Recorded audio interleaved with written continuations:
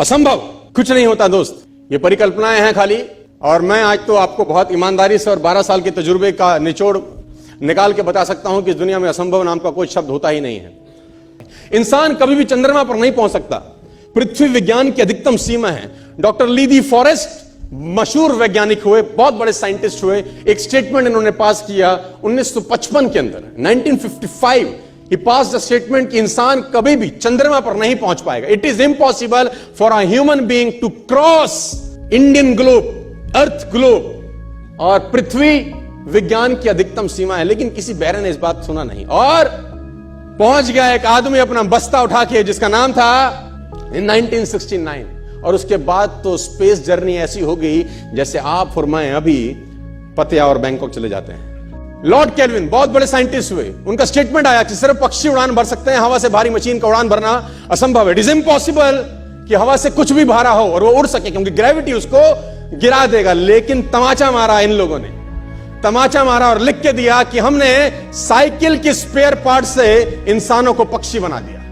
Cycle के spare part से इंसानों को पक्षी बना दिया। 16 साल लगे राइट ब्रदर्स को जहाज का निर्माण करने में, लेकिन इन लोगों ने उसकी बात नहीं सुनी कि जो कहते थे कि वायु का सिद्धांत तुम्हारे विपरीत है।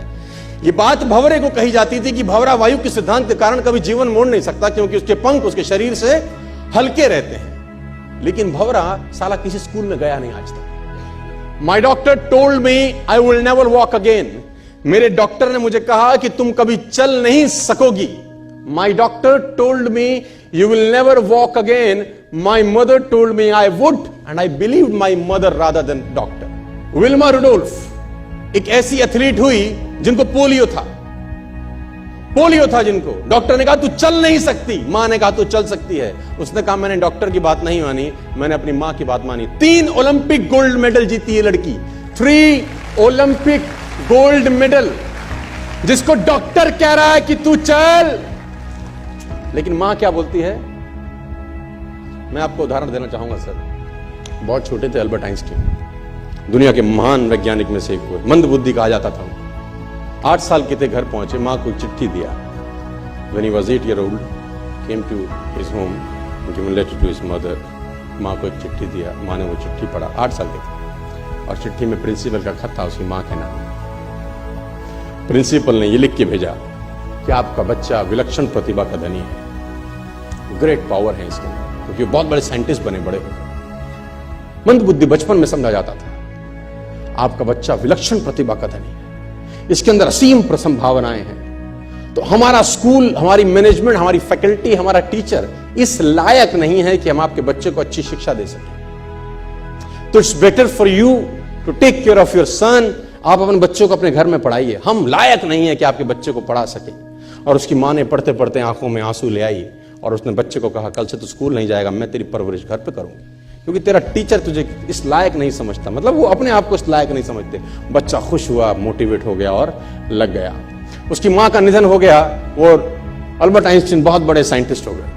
अल्बर्ट आइंस्टीन जब बहुत बड़े साइंटिस्ट हुए तो मकान शिफ्ट कर रहे थे अपना, और जीवन का सच्ची घटना वो अपनी ऑटोबायोग्राफी में लिखते हैं कि जब मैं मकान शिफ्ट कर रहा था तो एक ड्रॉस के अंदर मुझे वो व्हाइट कलर का पेपर फोल्डेड अवस्था में मिला।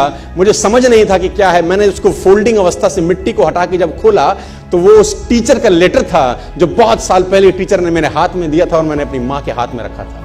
अब वो बड़ी उत्सुकता के साथ उस खत को पढ़ने लगे। जैसे उन्होंने खत पढ़ना शुरू किया और वो जार जार होके रोए। उसमें लिखा था कि तुम्हारा बच्चा मंदबुद्धि है, ये हमारे स्कूल के लायक नहीं है, इसको आज के बाद हमारे स्कूल में मत भेजना, इसकी परवरिश खुद किया। मां ने उल्टा पढ़ा, मां ने उल्टा पढ़ा कि नहीं, ऐसा नहीं है, तू सब कुछ कर सकता है, तेरे हाथ पास पावर है, तेरे में प्रतिभा है, यू कैन डू वंडर्स। दोस्तों, इस दुनिया में किसी की बात मत सुनना।